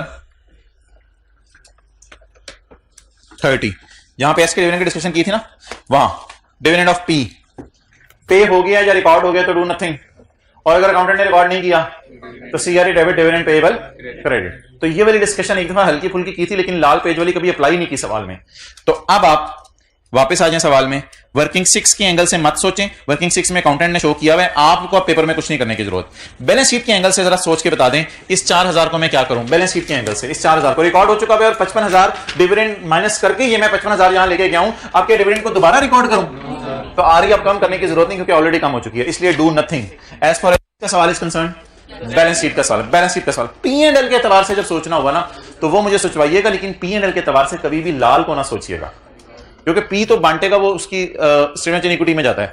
जब P&L के बारे में सोचेंगे तो 2500 को भी नहीं सोचेंगे, P&L के एतबार से जब सोचेंगे तो 2500 का मिलने वाला P का हिस्सा सोचेंगे, लेकिन वो P&L के वक्त सोचेंगे, वो भी रहने दें। अब बैलेंस शीट टैली कर दें, कर ली होगी तकरीबन, कुछ आधे लोगों ने कर ली होगी, जल्दी से करा दें जी। CRE NCI फिगर लिखवा दो, 22.2 5.6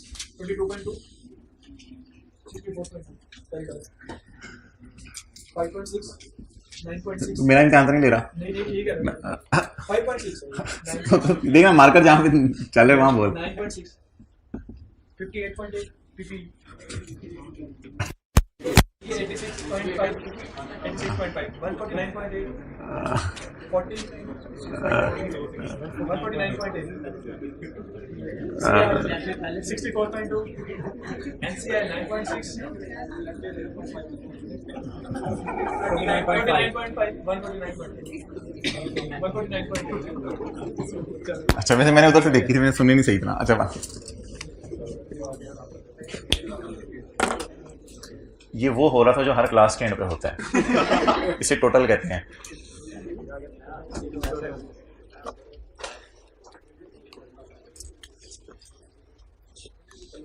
चलिए आज एक काम करते हैं, consolidated statement of comprehensive income आप खुद बनाएं, ठीक है? 3-4 मिनट ले लें, consolidated statement of comprehensive income खुद बनाएं। यही वाला क्वेश्चन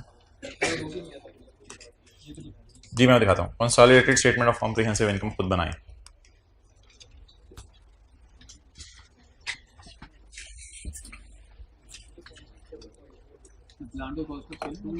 जी प्लांट के डिप्रेशन कॉस्ट ऑफ सेल में डालेंगे।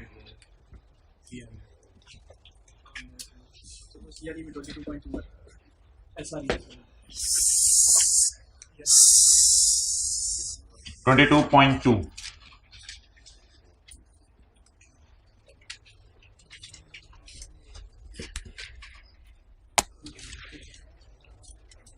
सैटरडे को ना ये इधर उधर का काम छोड़ी तसल्ली से क्लास होगी 4:15 से 5:15, और FR1 वालों का फिर लेक्चर अपलोड करवा दिया जाएगा जो FR1 की पोस्ट की क्लास ले रहे हैं। 3:15 से 5:15 बस एक टाइम तय कर लें, प्रॉपर सारे फ्रेश होके खाने खुने खा के सब कुछ करके प्रॉपर तरीके से क्लास होगी। और उसमें कंसोलिडेशन के पास पेपर के 8-9 सवाल हैं, तो मेरे ख्याल से उन 8-9 सवालों में से हर सवाल में कोई 1-2 एडजस्टमेंट हमारी रहेगी भी है, वो आपको करवानी है, वरना ये सारी एडजस्टमेंट पास पेपर वाली हैं जो इधर डाल के आपको करवानी है, तो वो हमारी डिस्कशन होगी।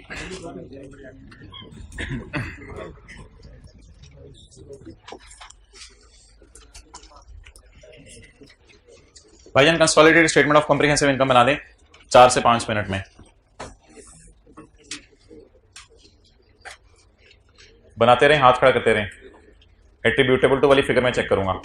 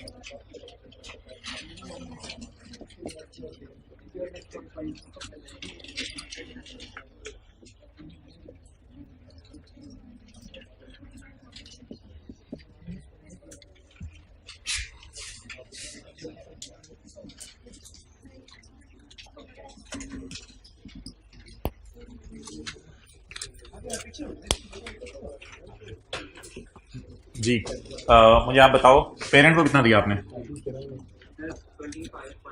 25.34 इन्होंने पेरेंट को दिया है। आप देखते हैं पीटीसीएल के साथ जुल्म करते हैं, ज्यादती करते हैं, पता नहीं आपने 25 की जगह 35 दे देना पीटीसीएल को, इनसे ही रो रहा होगा। अकाउंटेंट प्रॉफिट एंड लॉस की जान ले सकता है, कभी डिडक्शन गलत निकाल रहा होता है, कभी एक्रूवल की एंट्री नहीं कर रहा होता।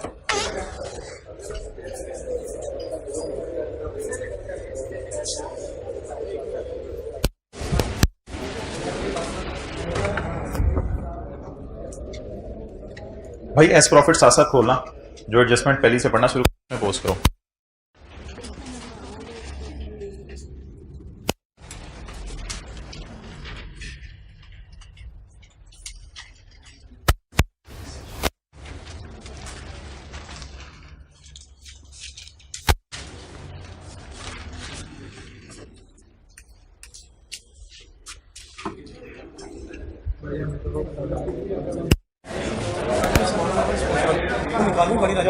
ठीक है, अच्छा तो जल्दी उसे 3 बजे तक वापस आना है।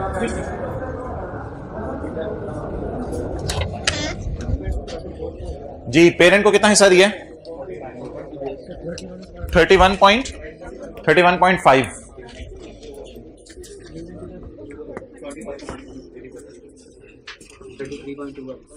चलिए अब आपने अपनी अपनी गलतियां देखनी है। चलिए 1 मिनट और ले लें। 1 से 2 गलती एक्सेप्टेबल है, इससे ज्यादा नहीं होनी चाहिए।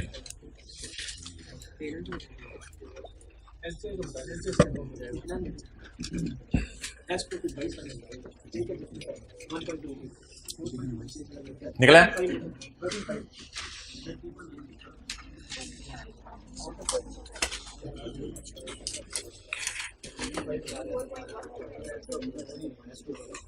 आप में जो भी मसला होगा वो हैंड रिटन पेज 6 और 7 की कमी पाई जाएगी। आप में हैंड लोगों में विटामिन की कमी होती है, आप में हैंड रिटन पेज 6 और 7 की अंडरस्टैंडिंग की कमी होगी।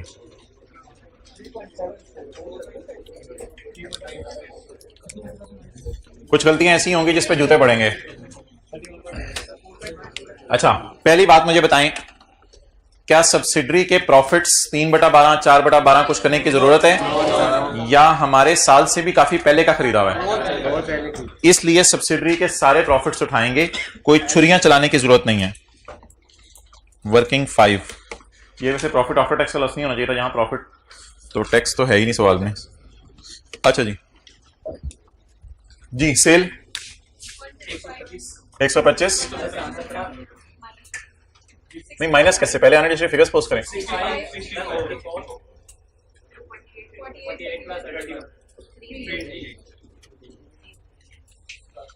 ये साथ ही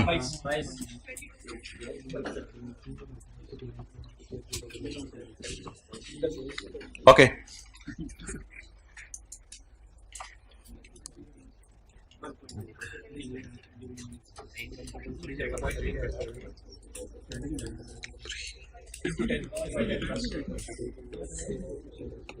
अच्छा जी, पीपी बैलेंस शीट का आइटम है, ये वर्किंग 1 का आइटम है।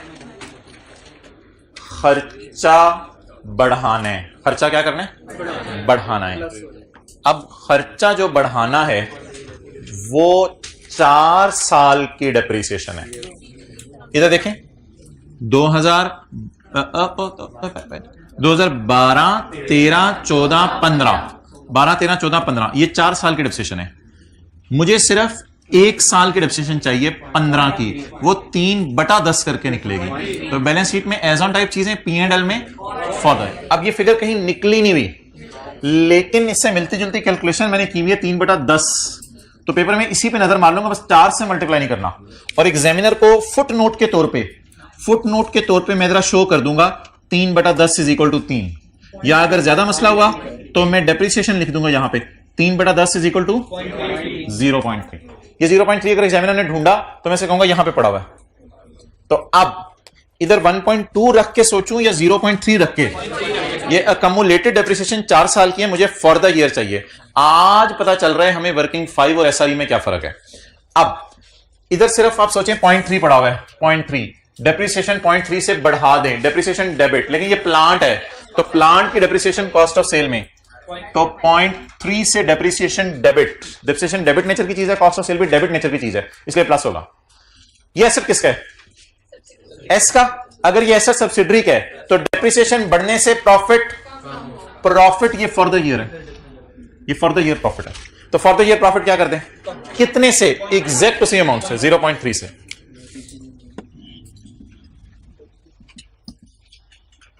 साथ वाले की ना अब आपने बेइज्जती करनी है, उसको ये कह के पुत्र तू जो लगा होता था ना एसआरई वाली चीजें मैं इस प्रॉफिट में लिख लूंगा, हुण देख ले 1.2 इधर नहीं आ सकता। 1.2 की जगह क्या आएगा? यानी कि 3/10 ये हमारी पहली एडजस्टमेंट होगी।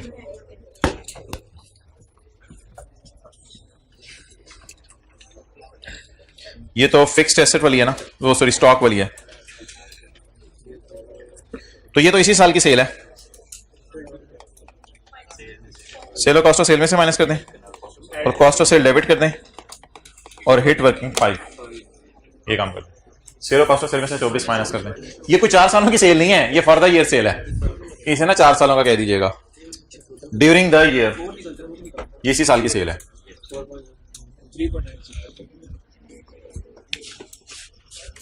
-24 प्लस 1। लेकिन खर्चे बढ़ाने से एस का प्रॉफिट कम होगा, क्योंकि एस सब्सिडरी, इसका प्रॉफिट कम होगा। वही वाला 1 रुपया। S2, ये S2P कहां था? ये डेप्रिसिएशन थी रिवैल्यूएशन सरप्लस की। S2P 1, मैं भी यही सोच रहा था, इस वजह से आगे समझ नहीं आ रही थी। अच्छा जी, सब अगली चीज, पहले एडजस्टमेंट्स पूरी कर लें। इंपेयरमेंट लॉस, इंपेयरमेंट लॉस 12 का, 13 का, 14 का, मुझे सिर्फ 15 का चाहिए for the year. 0.5 impairment loss admin expenses में ऐड होगा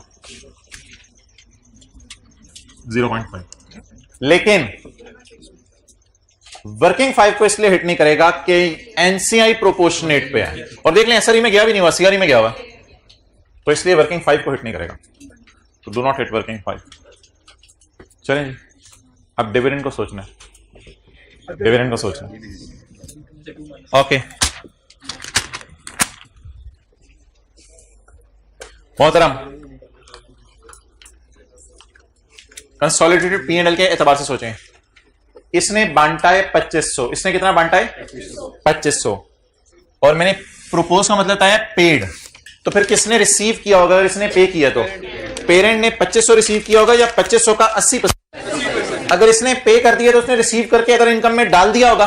पेपर में ऐसे सोचने, ये लाइन तो उसने हेल्प करने के लिए दी है, ये नहीं देता है क्या? हैंक्स यानी P's share of dividend of S is appearing in other income of P। ये P की अदर इनकम में पड़ा हुआ है। अब ये जो पड़ा हुआ है इसको निकालना है। मुझे कैसे इल्हाम हुआ? पड़ा हुआ है, पेड लिखा हुआ है। प्रपोज का मतलब पेड है। अगर उसने पे किया तो हमने रिसीव कर लिया, रिसीव कर लिया तो हमारी कहां पड़ा हुआ है? इस इधर 2500 पड़ा हुआ है और इधर 2500 का 80%। कितना है 2500 का 80%? 2000। 2000 इस 3 में पड़ा हुआ है। तो इसको पेरेंट की अदर इनकम से बाहर करते हैं। यही एडजस्टमेंट कल क्लास में भी की थी, यही कल के होमवर्क में भी थी। पीस नहीं, piece share of S dividend. मैं आपके सवाल की तरफ आता हूं। 2500 ज़रब 80%, 2 piece share of S dividend. ये -2 कितने लोगों ने होमवर्क में मिस किया था? हाथ खड़ा करके बताएं प्लीज प्लीज प्लीज, क्योंकि पहली दफा होमवर्क में ये लाइन मिली थी। ये -2 अभी कितने लोगों ने मिस किया है? अभी कितने लोगों ने मिस किया? तो यही सारी डिस्कशन है डिविडेंड की। डिविडेंड इतना इंपॉर्टेंट है कि कल मैंने 2 सवाल कराने हैं, दोनों में फिर दोबारा डिविडेंड डालूंगा। बातें मुकम्मल हो चुकी हैं, कॉन्सेप्ट सारे मुकम्मल हो चुके हैं, लेकिन इतनी रिवीजन, इसकी रिवीजन चाहिए। अगर अगले ने पे कर दिया तो इसने क्या कर लिया होगा? रिसीव। तो रिसीव कर लिया तो अदर इनकम में से निकाल दें। अच्छा, वैसे अदर इनकम में से निकालने की एक बहुत बड़ी लॉजिक है। वो लॉजिक कल मैंने आपसे शेयर की थी जाते जाते, लेकिन टाइम नहीं था। अब जरा तफसील से वो लॉजिक बता देता हूं। असल में डिविडेंड अगर अदर इनकम में पड़ा हो, निकालना इसलिए जरूरी होता है कि डिविडेंड उसने अपने प्रॉफिट्स में से ही बांटा होता है, और उसके प्रॉफिट्स असल में सेल कॉस्ट ऑफ सेल होते हैं। तो वो सेल कॉस्ट ऑफ सेल और एडमिन एक्सपेंसेस वगैरह ये सारे प्रॉफिट्स जब उसके मुंह पे लाके डाल रहे हो आप, तो फिर दोबारा अदर इनकम के नाम से डिविडेंड दोबारा डालोगे तो डबल अकाउंटिंग हो जाएगी, क्योंकि प्रॉफिट में से उसने डिविडेंड बांटा होगा। तो प्रॉफिट आपने सेल कॉस्ट ऑफ सेल के नाम से भी डाल दिए और अदर इनकम में डिविडेंड आपने डाल दिया, तो डबल रिकॉर्डिंग होगी। उसने प्रॉफिट में से ही तो डिविडेंड आपको थोड़ा सा करके दिया था, तो उस डिविडेंड को बाहर निकाल दें और बैकएंड पे सोचें इसकी सेल कॉस्ट ऑफ सेल वगैरह चीजें मैं सारी पुट कर रहा हूं फेस के ऊपर। ओवर। अच्छा, अब गलतियां क्या क्या की थी जरा एक एक करके बताने लग जाए। 0.3 और 1 की जगह कितने लोगों ने 1.2 इधर लिखा था? ठीक है, ये फॉर द ईयर है, इधर से कौन सी चीज आनी थी? As on. ये फॉर द ईयर है, इधर एज ऑन आनी थी। और क्या गलती की थी? 2 कौन सा माइनस नहीं किया था? ये वाला 2 माइनस नहीं किया था। ठीक है, और हालांकि सवाल की आखिरी लाइन चीख चीख के पुकारी थी कि पेरेंट का शेयर ऑफ डिविडेंड जो एस से आया है वो उसके अदर इनकम में आ रहा है, तो अदर इनकम में से क्या करना पड़ना था? माइनस। चलिए ठीक है, टोटल्स करा दें। ये निकालने पहले CRE NCI 20 पॉइंट 4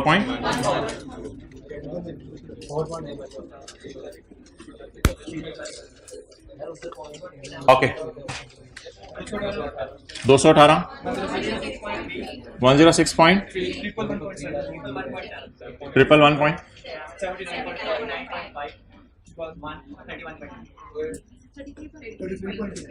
33.2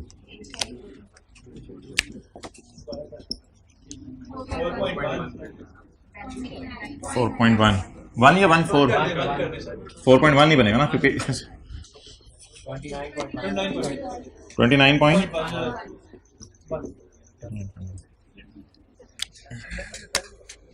29.1 किसने बोला था? हाथ क्या करें? एक और किसने? 29.1 2 3 4 5 लोगों ने चले सोचा था 29.1। एक गलती किसने की थी? एक गलती क्या? अपनी अपनी। दो गलतियां किसने की थी? दो गलतियां। ठीक है, तीन गलतियां किसने की थी? ना हाथ खड़ा कीजिएगा, ना हाथ में कीजिएगा।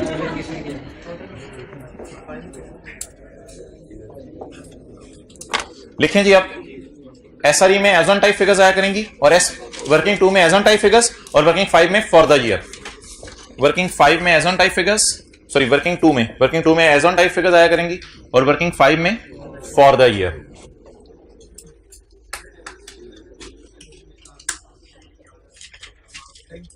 तो मार्क्स कटेंगे क्लासिफिकेशन के, अमाउंट के मार्क्स मिल जाएंगे। लगता है आप पेपर चेक करते हो, ये पूछ रहे हो, सही है। ओके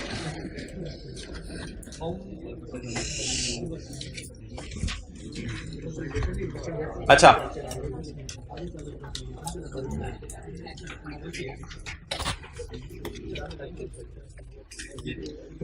होमवर्क के सवाल की असल में कल ना हमने ये दो बड़े इंपॉर्टेंट सवाल करने हैं, छोटे छोटे। ये क्वेश्चन नंबर 35 भी और क्वेश्चन नंबर 36 सा। तो ये दो सवाल हमने छोटे छोटे करने हैं, इसलिए मैं आपको अभी 5 मिनट दे रहा हूं। ये एडजस्टमेंट मैंने कल डिस्कस करनी है, इसको मैं आज डिस्कस कर लेता हूं। तो ये जरा एडजस्टमेंट की फिगर्स आप मुझे निकाल दें। होमवर्क के सवाल में पॉइंट नंबर 3, होमवर्क के सवाल में पॉइंट नंबर 3, अगला सफा, पेज 666, पेज 666।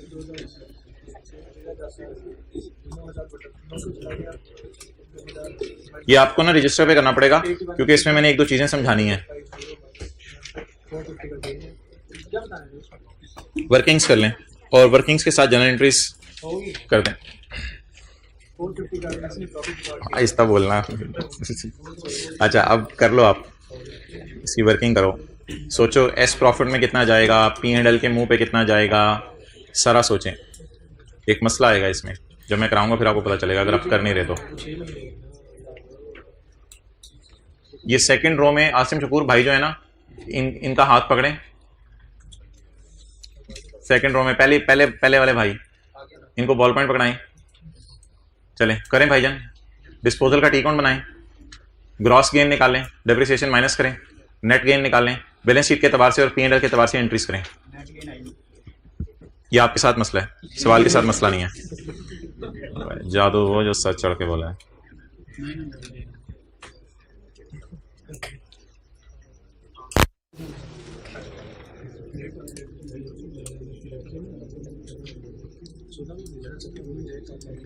तीस जून 2018 हमारा ईयर एंड है।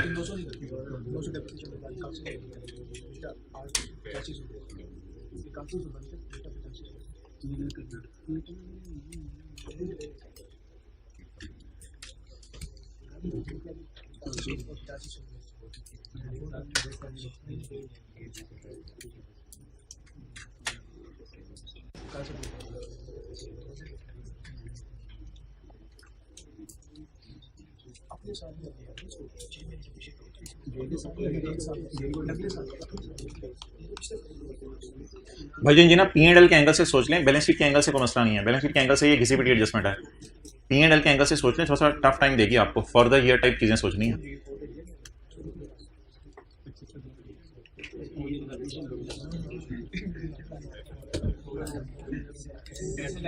चलें जी, S limited sold furniture to P limited, साल खत्म होना दूर की बात, बैलेंस शीट डेट से 1.5 साल पहले, 1.5 साल पहले eight a price of 8550 S limited purchased furniture on यकम जनवरी 16 एट अ कॉस्ट ऑफ, ये तो कल वाला कॉन्सेप्ट है ना, S limited purchase furniture, S ने खुद कितने का एस तो देखिए, एस तो बेच रहे, तो एस ने खुद अपने लिए फिर खरीद के रखा होगा ना पहले का, तो ये बात तो सिर्फ इसलिए है कि बीवी मिसिंग है तो बीवी निकालने के लिए ये बात है, ये बात तो कल आपसे कर ली थी। तो S limited purchase furniture on यकम जनवरी 16 एट अ कॉस्ट ऑफ 9000, और खुद कितने साल डेप्रिशिएट करने का इसने सोचा था, 10 साल, खुद इसने 10 साल डेप्रिशिएट करने का सोचा था, लेकिन डेप्रिशिएट हो कितनी चुकी होगी, बैठो ना, यकम जनवरी 17 और यकम जनवरी 16, 1 साल डेप्रिशिएट किसकी अपनी बुक्स में हो चुका है, तो जरा बीवी निकाल लेते हैं, 9000 माइनस ये कंसोलिडेशन एडजस्टमेंट नहीं है, ये मैं, अच्छा आप थोड़ी देर के लिए ना किसी ने नहीं बोलना, जब मैं कहूंगा ये कंसोलिडेशन एडजस्टमेंट नहीं है, ये सेपरेट फाइनेंशियल स्टेटमेंट्स में जो सेलर की बुक्स में बुक वैल्यू मिसिंग है, ये वो है कॉस्ट लेस डेप्रिसिएशन। ये डेप्रिसिएशन है जब से सब्सिडरी ने अपने लिए खरीदा हुआ है तब से लेके जब पी को बेचा उस वक्त तक की, ये इसकी अपनी बुक्स में डेप्रिसिएशन है। तो 9000 को इसने 10 सालों पे डिवाइड किया होगा, तो 1 साल से ही मैं मल्टीप्लाई कर दूंगा क्योंकि खुद इसे खरीदे हुए 1 साल हुआ है अभी, जवाब आ गया 900। तो 8100 सेपरेट फाइनेंशियल स्टेटमेंट्स में इसकी बुक वैल्यू आ रही थी जिस दिन इसने सोचा सब्सिडरी ने कि मैं इस प्लांट से जान छोड़ती हूं और बाप मेरा संभाले, यानी पेरेंट संभाले इस एसेट को, मैं इसको बेचती हूं। तो बुक वैल्यू 9000 है, लेकिन रिमेनिंग लाइफ ऑफ 9 ईयर्स लेंगे for the purpose of depreciation, क्योंकि टोटल लाइफ जो है वो 10 साल है। बुक वैल्यू 8100, अच्छा अच्छा अच्छा, बुक वैल्यू 8100, अच्छा, लेकिन रिमेनिंग लाइफ जब डेप्रिसिएशन निकालेंगे तो कितनी लेंगे, 9। चलें जी, ये तो मैंने कॉस्ट और अकोमोडेशन ऐसी लिख दी थी, ये कंसोलिडेशन की एडजस्टमेंट नहीं थी, सेपरेट फाइनेंशियल स्टेटमेंट में बुक वैल्यू निकालनी थी। गेन बता दें, 450 जी, S2P gross gain 450 less depreciation from the date of sale till balance sheet date. 450 को अगर मैं डिवाइड करूंगा 9 से तो ये 1 साल की डिडक्शन आएगी। मुझे चाहिए यकम जनवरी 17 से 30 जून 18 की, क्योंकि अब मेरे लिए ये डेट रिलेवेंट है। ये डेट मुझे सिर्फ इसलिए दी हुई थी ताकि मैं उसकी अपनी बुक्स में बीवी निकालूं, ये डेट सा मेरे लिए रिलेवेंट है। तो इनटू 1.5 साल, ये 1.5 साल कौन सा वाला, 2017 के 6 महीने जनवरी से जून, और हमारे साल के पूरे 12 महीने, कितना 75, 375, और ये किसी बड़ी एडजस्टमेंट मशहूर जमाना, SRE डेबिट और PP, ये हमारी डिस्कशन मुकम्मल हो गई। किसके एतबार से, P&L और वर्किंग 5 के एतबार से जरा सोच लें। इसमें सर 1 साल का जाएगा, 1 साल का जाएगा 450 बाय 950, ना ना ना ना ना, सब जज्बाती नहीं होना, जज्बाती नहीं होना। मैं P&L के एंगल से डिस्कशन कर रहा हूं। जब मैंने कहा था दोनों एंट्रीज आपने अलग अलग करनी है, P&L के एंगल से दोनों एंट्रीज अलग अलग करनी है। एसेट कम हो रहा है तो डेप्रिसिएशन कम हो रही है। एक मिनट, कोई बोले नहीं, कोई बोलेगा नहीं, 1 मिनट। P&L के एंगल से मैंने आपको बताया था इस तरह लेके चलेंगे, दोनों एंट्रीज को अलग अलग लेके चलेंगे। बट P&L में फॉर द ईयर चीजें जानी है, एज ऑन टाइप नहीं जानी। इस सवाल, पिछले जितने सवाल हम कर रहे हैं सेल ऑफ फिक्स्ड एसेट के, वो तो उसी साल एडजस्टमेंट होती है ना। तो जिस तरह इंपेयरमेंट लॉस आपने 4 में से 1 उठाया था फॉर द ईयर, अभी जिस तरह डेप्रिसिएशन आपने 4 सालों में से 1 साल की उठाई थी, इस तरह कोई बंदा इस डाटे में से सिर्फ हमारे साल की एडजस्टमेंट उठा सकता है। भाईजान ये एंट्री नहीं होनी, क्यों नहीं होनी? ये यकम जनवरी 17 को अगर इनकम आई थी, यकम जनवरी 17 को जाकर रिवर्स होगी, तो ये तो पिछले साल का गेन उल्टना है। पिछले साल एसेट बिका था, पिछले साल एसेट बिका था, तो सेलर ने पिछले साल अपनी अदर इनकम में डाला होगा, तो इस साल की अदर इनकम में से माइनस करें। तो अकलमंदा ना बात है। तो ये पिछले साल की एडजस्टमेंट है, इसे इग्नोर करेंगे। हालांकि 450 मुझे लिखना चाहिए था अगर इस साल होता, और मेरे ख्याल से 75 से भी एंट्री नहीं होनी, 75 से भी एंट्री नहीं होनी, क्योंकि 450 डिवाइडेड बाय 9 1 साल की डिफरेंस मुझे चाहिए सिर्फ, जो कि यकम जुलाई 17 से 30 जून 18 तक की है। कितनी? तो ये एंट्री 50 से बनेगी। तो ये बड़ी अजीब सी बात थी, ये बात नोट करें। अब पोस्टिंग इसकी मैं आपको बता देता हूं क्योंकि 2 मिनट हैं, लेकिन नोट कर लें। लेकिन अगर ड्यूरिंग द ईयर एक्विजिशन होती तो तो 450 की भी अलग शुक्र एंट्री होती है, 75 की भी एंट्री होती है। ये ऊपर वाली डिस्कशन P&L के एंगल से है, ये बैलेंस शीट के एंगल से।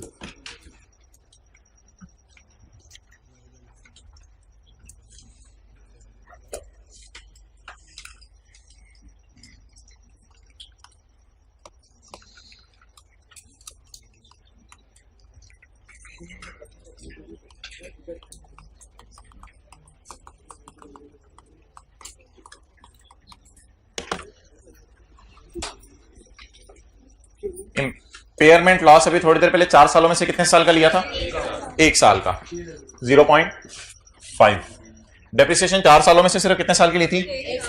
1 साल की।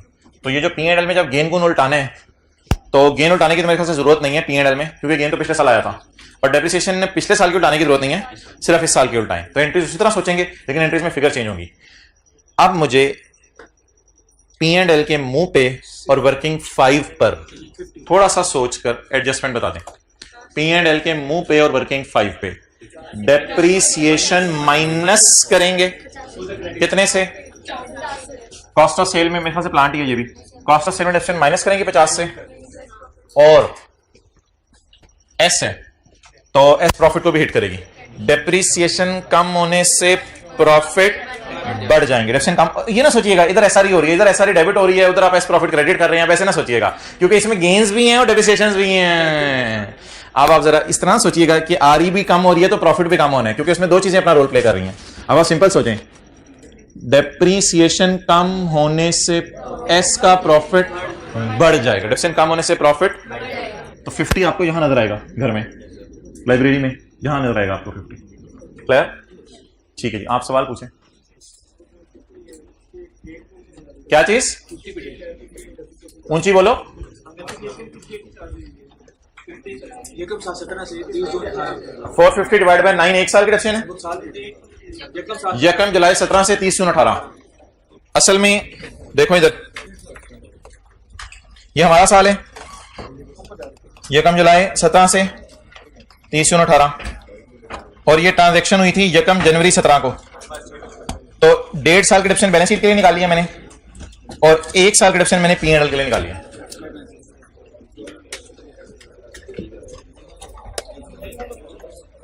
हाँ, अगला सवाल ही होमवर्क है बस। टाइम वही 40 मिनट। ओवर। अल्लाह हाफिज़।